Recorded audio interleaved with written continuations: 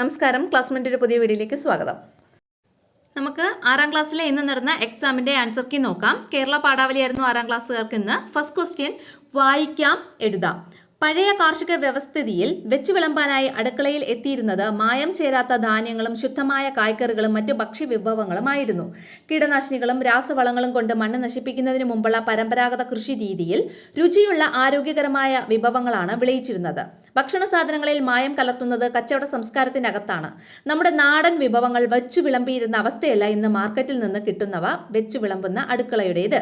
ദരിദ്ര കുടുംബങ്ങൾ ഇല്ലായ്മ കൊണ്ടാണെങ്കിലും താളും തകരയും ചേമ്പും കാച്ചിലും ചക്കയും മാങ്ങയും തവിടുമൊക്കെ ധാരാളമായി ഭക്ഷണത്തിൽ ചേർത്തിരുന്നു.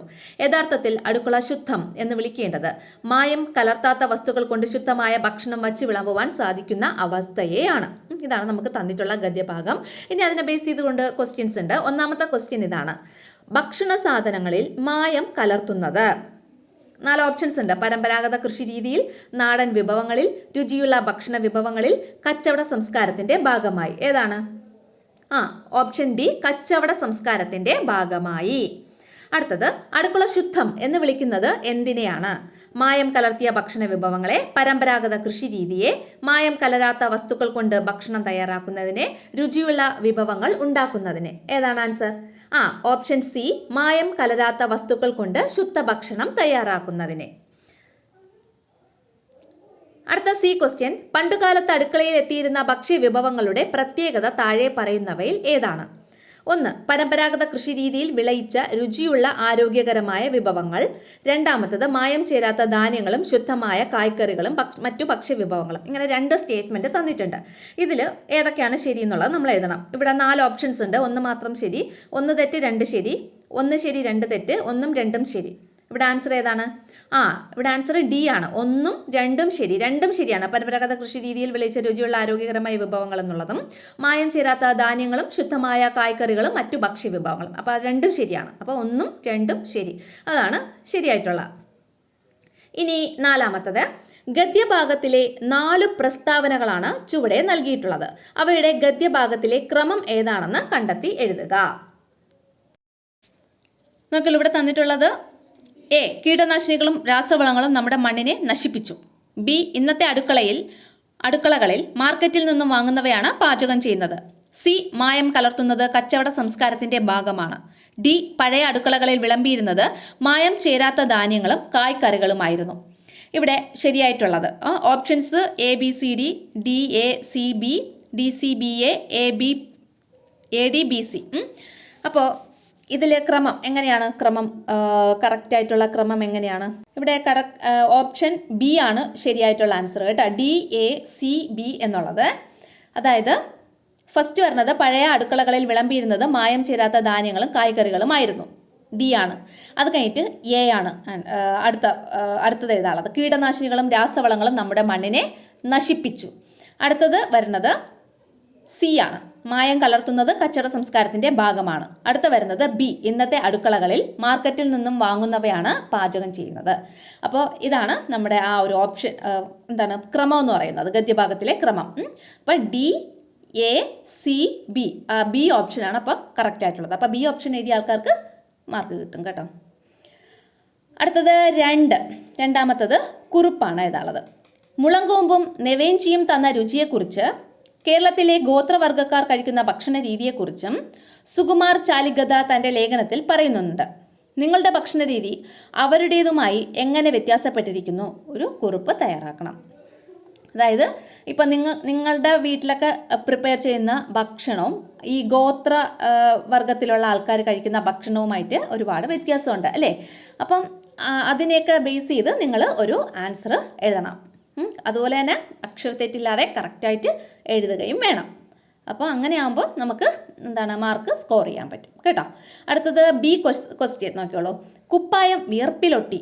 നെറ്റിയുടെ 2 അറ്റങ്ങളിലും പളുങ്കുമണി പോലെ വിയർപ്പ് തുള്ളികൾ ഉരുണ്ടുകൂടി നിൽക്കുന്ന ബിച്ചായി ഷെയ്ത്താത്ത ഏതു സന്ദർഭത്തിലാണ് കഥയിൽ പ്രത്യക്ഷപ്പെടുന്നത്? ഇവിടെ ഓപ്ഷൻസ്: ചട്ടിപ്പത്തിരിക്കുള്ള പാൽ എത്താൻ വൈകിയപ്പോൾ, നെയ്യിലിട്ട് പൊരിച്ച കിസ്മിസ് കരിഞ്ഞു പോയെന്ന് കരുതിയപ്പോൾ, ചെമ്പിലേക്ക് തോലും പണ്ടവും മുട്ട കലക്കിയതും ശ്രദ്ധയോടെ ചേർക്കുമ്പോൾ, കുട്ടികൾ ബഹളം വച്ച് അടുക്കളയിൽ കയറി ഇറങ്ങുമ്പോൾ. ഏതാണ് ആൻസർ? ഇവിടെ ആൻസർ എന്ന് പറയുന്നത് സി ആണ്.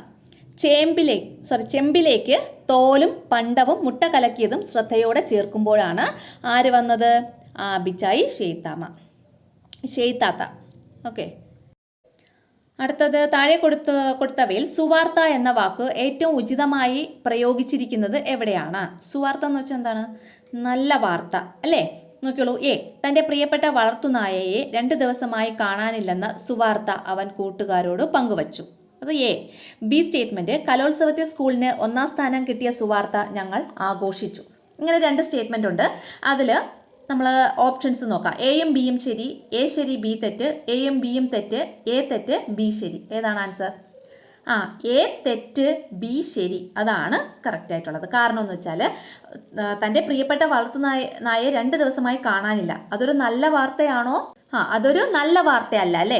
അപ്പോൾ അതുകൊണ്ട് നമുക്ക് അവിടെ സുവാർത്ത എന്ന് പറഞ്ഞ വേർഡ് അവിടെ ഉപയോഗിക്കാൻ പറ്റില്ല. ഇനി കലോത്സവത്തിൽ സ്കൂളിന് 1ാം സ്ഥാനം കിട്ടിയ സുവാർത്ത ഞങ്ങൾ ആഘോഷിച്ചു. അതായത് കലോത്സവത്തിൽ സ്കൂളിന് എത്ര 1ാം സ്ഥാനം കിട്ടി, അതൊരു സുവാർത്തയാണ്, നല്ല വാർത്തയാണ് അല്ലേ? അപ്പം ബി ആണ് ശരിയായിട്ടുള്ളത്. എ എന്ന് പറയുന്നത് തെറ്റ്. അപ്പം എ തെറ്റ് ബി ശരി എന്ന ഓപ്ഷൻ ഡി ആണ് ഇവിടെ ശരിയായിട്ടുള്ളത്. ഇനി ചുവടെ കൊടുത്ത 3A 3B എന്നീ 2 ചോദ്യങ്ങളിൽ ഏതെങ്കിലും ഒന്നിന് മാത്രം ഉത്തരം എഴുതണം. 3A 3B 2 ഓപ്ഷൻസ് ഉണ്ട്. 3A നോക്കിയോളൂ, വാങ്മയ ചിത്രം. നോക്കിയോളൂ, പലഹാരങ്ങളുടെ താജ് പണിത ബിച്ചായി ഷെയ്ത്താത്തയെ പരിചയപ്പെടുത്തി കൂട്ടുകാർക്ക് കത്തെഴുതിയല്ലോ. ബിച്ചായി ഷെയ്ത്താത്തയുടെ വാങ്മയ ചിത്രം തയ്യാറാക്കുക. അവരുടെ ഒരു വാങ്മയ ചിത്രം തയ്യാറാക്കുക. അവരെങ്ങനെയായിരുന്നു, അവരെക്കുറിച്ച്, അവരുടെ വേഷഭൂഷാദികൾ എങ്ങനെയാണ്, അവരുടെ സ്വഭാവ സവിശേഷതകൾ എങ്ങനെയാണ്, ഇങ്ങനെയുള്ള കാര്യങ്ങൾ, പിന്നെ അവരെന്തൊക്കെയാണ് ചെയ്യുന്നത്, അങ്ങനെയുള്ള കാര്യങ്ങളൊക്കെ കുറച്ച് ആലങ്കാരികമായിട്ട് നിങ്ങൾ എഴുതണം. അപ്പം നിങ്ങൾക്ക് എൻ്റെ ആൻസർ ആവും, അതിന് മാർക്കും കിട്ടും കേട്ടോ. വിവരണം. 3B എന്ന് പറയുന്നത് വിവരണമാണ്. എത്ര ഭക്ഷണം, ഇത് രണ്ടിൽ ഏതെങ്കിലും ഒന്ന് എഴുതിയാൽ മതി കേട്ടോ. 3ാമത്തെ ക്വസ്റ്റ്യനിൽ എ അല്ലെങ്കിൽ ബി ഏതെങ്കിലും ഒന്ന് എഴുതിയാൽ മതി. എത്ര ഭക്ഷണ വിഭവങ്ങളാണ് നമ്മുടെ അടുക്കളയിൽ പാകം ചെയ്യാറുള്ളത്? അല്പം പാചകമൊക്കെ നിങ്ങൾക്കും അറിയില്ലേ? നിങ്ങൾക്ക് ഇഷ്ടമുള്ള വിഭവം തയ്യാറാക്കുന്നതിൻ്റെ വിവരണം എഴുതുക. നിങ്ങൾക്ക് ഇഷ്ടമുള്ള ഏതെങ്കിലും ഒരു ഭക്ഷണം തയ്യാറാക്കുന്നതിൻ്റെ വിവരണം എഴുതണം ഇവിടെ. അപ്പോൾ നിങ്ങൾക്ക് ഇഷ്ടമുള്ള ഏതാണോ ആ ഒരു വിഭവത്തിന് എന്തൊക്കെയാണ് ആവശ്യമായിട്ടുള്ള ഇൻഗ്രീഡിയൻസ് എന്തൊക്കെയാണ്, അതൊക്കെ വെച്ചിട്ട് എങ്ങനെയൊക്കെയാണ് അത് തയ്യാറാക്കേണ്ടതെന്നൊക്കെ പറഞ്ഞിട്ട് നിങ്ങളങ്ങ് എഴുതണം. അക്ഷരത്തെറ്റില്ലാതെ എഴുതണം കേട്ടോ. ഇനി 4ാമത്തെ ക്വസ്റ്റ്യൻ, ഇതും ഓപ്ഷൻ ആണ് കേട്ടോ. 4A 4B എന്നിങ്ങനെ 2 ക്വസ്റ്റ്യൻ ഉണ്ട്. ഏതെങ്കിലും ഒന്നിന് മാത്രം ഉത്തരം എഴുതണം. 1ാമത്തത് വിശകലന കുറിപ്പാണ്. മഴ പെയ്തു തീർന്നിട്ടും വീശി നിൽക്കും കുളിർ തെന്നൽ പോലവൻ മാത്രമായി. ഗാന്ധിജിയുടെ ആശ്രമത്തിൽ വന്നെത്തിയ കുട്ടിയോട് അദ്ദേഹം എങ്ങനെയാണ് പെരുമാറിയത്? അങ്ങനെ ഒരു കുട്ടി നിങ്ങളെ സമീപിച്ച് സഹായം ആവശ്യപ്പെട്ടാലോ? സന്ദർഭം വിശകലനം ചെയ്ത് ഒരു കുറിപ്പ് തയ്യാറാക്കണം. അതായത് ഗാന്ധിജിയുടെ അതിഥി എന്ന കവിതയിലെ വരികളൊക്കെ അറിയാലോ. ആ വരികളിലുള്ള അർത്ഥമൊക്കെ മനസ്സിലാക്കി അതിന് നിങ്ങളുടെ അഭിപ്രായത്തിൽ അനുയോജ്യമായ ഭാഷയിൽ കറക്റ്റായിട്ട് എഴുതണം. അതാണ് ഇവിടെ വേണ്ടത്. അടുത്ത ബി ക്വസ്റ്റ്യൻ ആണ്. 4A 4B 2 ഉണ്ട്. ഏതെങ്കിലും ഒരെണ്ണത്തിൻ്റെ ആൻസർ നിങ്ങൾ എഴുതിയാൽ മതി. 4B എന്ന് പറയുന്നത് പ്രതികരണ കുറിപ്പാണ്. വയലുകൾ നികന്നെങ്ങും നഗരത്തീ വിഭവങ്ങൾ വിളമ്പുന്ന മണിമേടയുയർന്നു വാനിൽ. കൊയക്കട്ട. വയലുകൾ നികത്തി പകരം മണിമേടകൾ ഉയരുന്ന വിഷയം ശ്രദ്ധയിൽപ്പെട്ടില്ലേ? നിങ്ങളുടെ പ്രതികരണം ഉൾപ്പെടുത്തി കുറിപ്പ് തയ്യാറാക്കണം. കൊയക്കട്ട എന്ന കവിതയിലെ വരികളൊക്കെ വിശകലനം ചെയ്ത് അതിൻ്റെ അകത്തുള്ള പ്രസക്തമായ ആശയങ്ങളൊക്കെ കണ്ടെത്തി അത് നിങ്ങളുടെ സ്വന്തം നിരീക്ഷണങ്ങളൊക്കെ ഉൾപ്പെടുത്തി കറക്റ്റായിട്ട് അക്ഷരത്തെറ്റില്ലാതെ എഴുതണം. ഇതിൻ്റെ ആൻസർ പ്രതികരണ കുറിപ്പായിട്ട് കേട്ടോ. ഇനി അടുത്തത് ആസ്വാദന കുറിപ്പ് തയ്യാറാക്കാനുള്ളതാണ്. നക്ഷത്ര തിളക്കം. മാമുണ്ടു മതിയായപ്പോൾ ദിയമോൾ കൈ ഒരൊറ്റ കുടച്ചിൽ. കയ്യിലും പാത്രത്തിലും ഉണ്ടായിരുന്ന വറ്റെല്ലാം ചിന്നി തെറിച്ചു. അമ്മയ്ക്ക് അത് കണ്ട് ദേഷ്യം വന്നു. എന്താ അമ്മയുടെ ദിയക്കുട്ടിയെ കാട്ടിയത്? മാമു ഇങ്ങനെ തട്ടിത്തെറിപ്പിക്കോ? ഇവിടെയൊക്കെ വൃത്തികേടായില്ലേ? ദിയമോൾ പരാതി ശ്രദ്ധിച്ചതേയില്ല. കറുത്ത സിമന്റ് ഇട്ട നിലത്ത് ചിന്നി ചിതറിക്കിടക്കുന്ന ചോറിൻ്റെ വറ്റുകളാണ് അവൾ നോക്കി നിന്നത്. അമ്മ നല്ല ഭംഗിങ്ങില്ലേ? കറുത്ത ആകാശത്തിലെ നക്ഷത്രം പോലെ. അവൾ വിടർന്നു ചിരിച്ചു, കണ്ണുകളിൽ നക്ഷത്ര തിളക്കത്തോടെ. ഈ കഥ വായിച്ചു നോക്കിയല്ലോ. ഇതിൻ്റെ ആസ്വാദനം തയ്യാറാക്കുകയാണ് വേണ്ടത്. ഇവിടെ എം ഗീതാഞ്ജലി എഴുതിയ നക്ഷത്ര തിളക്കം എന്ന കഥയിലെ കുറച്ച് വരികളാണ് നമുക്കിവിടെ തന്നിട്ടുള്ളത്. ഇങ്ങനെ പറഞ്ഞ് നമുക്ക് തുടങ്ങാം അല്ലേ ഈ ആസ്വാദനക്കുറിപ്പ്. പിന്നീട് എന്താണ് ഭക്ഷണ സാധനങ്ങളോട് കാണിക്കുന്ന അനാദരവ്, ആ വിഷയത്തെക്കുറിച്ചൊക്കെ ബേസ് ചെയ്ത് നമുക്ക് ഇതിൻ്റെ ആൻസർ എഴുതാം. അതുപോലെ തന്നെ നിങ്ങളുടെ ഇതിനെക്കുറിച്ച് നിങ്ങളുടെ സ്വന്തം അഭിപ്രായങ്ങളും നിരീക്ഷണങ്ങളും എന്തൊക്കെയാണ് അതൊക്കെ ഉൾപ്പെടുത്തി നമുക്ക് ഒരു ആസ്വാദനക്കുറിപ്പ് ഇവിടെ തയ്യാറാക്കാം. ഇനി അടുത്തത് കഥാരചന. ഇനി ഇത് ആവർത്തിക്കരുത്. മാഷ് ദേഷ്യത്തോടെ നന്ദുവിനെ നോക്കി. എന്നും താമസിച്ചേ നീ വരൂ. അവനൊന്നും മിണ്ടിയില്ല. മുഖം കുനിച്ചു നിന്നു. കവിളിൽ ഉരുണ്ട് മിഴുത്തുള്ളികൾ അവൻ്റെ പാദത്തിൽ വീണുടഞ്ഞു. എന്താണ് എന്നും നന്ദു വൈകാൻ കാരണം? നന്ദുവിൻ്റെ കഥ തയ്യാറാക്കുക. അപ്പോൾ ഇത് ഇത്ര ഒരു പോർഷൻ തന്നിട്ടുണ്ട്. ഇത് വച്ചിട്ട് നിങ്ങൾ ഒരു കഥ തയ്യാറാക്കി എഴുതുകയാണ് ചെയ്യേണ്ടത്. ഒരു നല്ലൊരു കഥ തയ്യാറാക്കി നിങ്ങളുടെ ഭാവനയൊക്കെ ഉൾപ്പെടുത്തി നന്നായിട്ട് നന്ദുവിൻ്റെ കഥാപാത്രമൊക്കെ നന്നായിട്ട് എക്സ്പ്ലെയിൻ ചെയ്ത് നന്നായിട്ട് എഴുതണം കേട്ടോ. അതാണ് ഇവിടെ വേണ്ടത്, കഥാരചന. അപ്പോൾ 6ാം ക്ലാസ്സിൽ ഇത്രയാണ് ഉള്ളത്. അപ്പോൾ എല്ലാവരും നോക്കുക.